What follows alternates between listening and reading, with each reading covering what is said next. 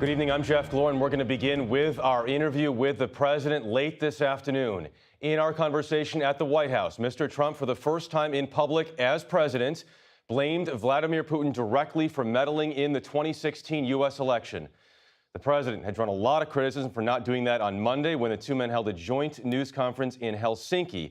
Yesterday, after he returned to Washington, he did say he accepts the finding of U.S. intelligence that Russia interfered. But the questions continued. We worked to get more information on all of this, starting with what the president and Putin talked about face-to-face behind closed doors.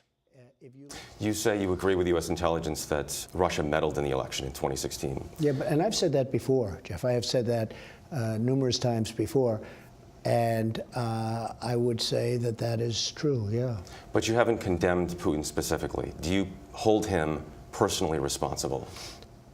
Well, I would, because he's in charge of the country, just like I consider myself to be responsible for things that happen in this country. So certainly, as the leader of a country, you would have to hold him responsible, yes. What'd you say to him? Very strong on the fact that we can't have meddling, we can't have any of that. Now, look, we're also living in a grown-up world. Will a strong statement, President Obama supposedly made a strong statement. Nobody heard it. What they did hear is the statement he made to Putin's very close friend, and that statement was not acceptable. Didn't get very much play, relatively speaking, but that statement was not acceptable. But I let him know we can't have this. We're not going to have it. And that's the way it's going to be. But he denies it. So if you believe U.S. intelligence agencies, is Putin lying to you?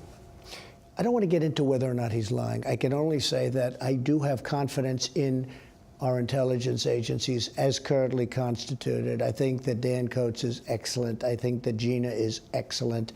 I think we have excellent people in the agencies. And when they tell me something, it means a lot. Coats says the threat is ongoing. Do you agree with that? Well, I'd accept him. I mean, he's an expert. This is what he does. He's been doing a very good job. I have tremendous faith in Dan Coats. And if he says that, I would accept that. I will tell you, though, it better not be. It better not be.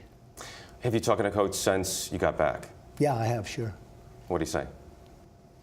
Just talk generally speaking. Yeah, he agrees with the statement you made. And I go along with him. He's a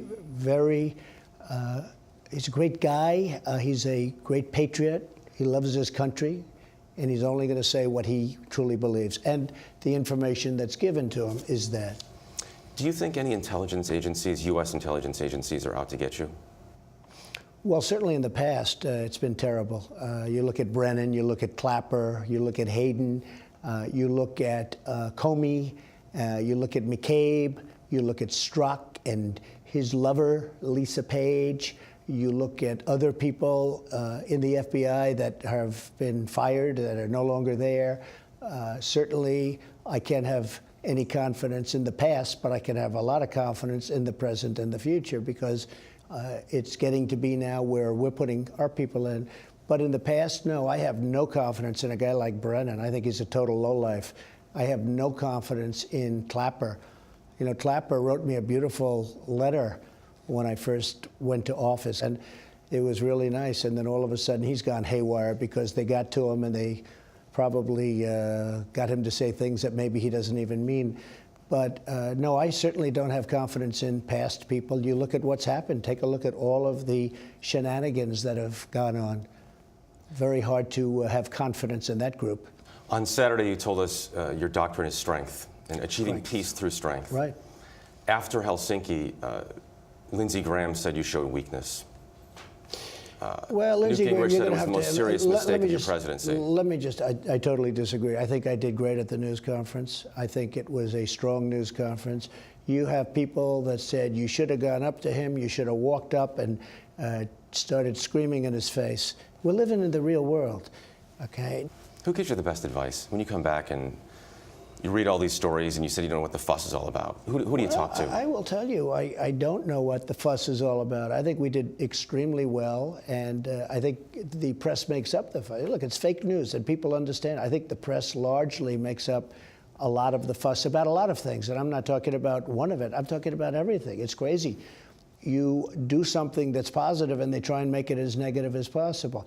Not all. And I have to say this, some of the most honorable people I know, some great people are reporters, journalists, etc.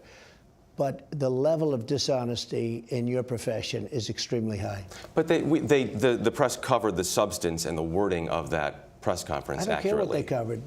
They didn't cover my meeting. The important thing, frankly, was the meeting that lasted for 2.5 hours, or almost 2.5 hours. And in that meeting, we discussed many, many things that were very, very positive for both countries.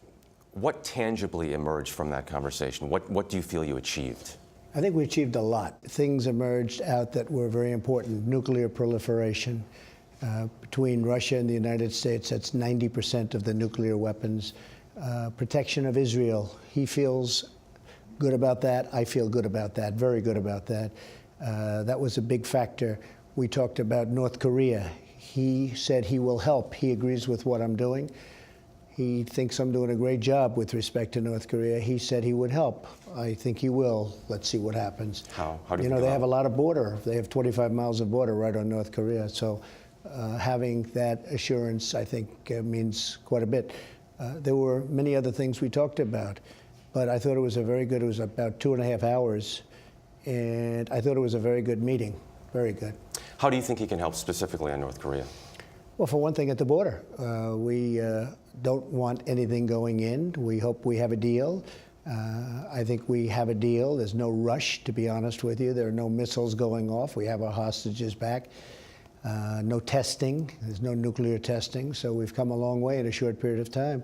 So there is no rush, but what there is something we would like to see, that the denuclearization of North Korea. He feels strongly about it. I feel strongly about it, and that's good. I was not sure how he was going to react to that, but we had a very good discussion and a long discussion on that.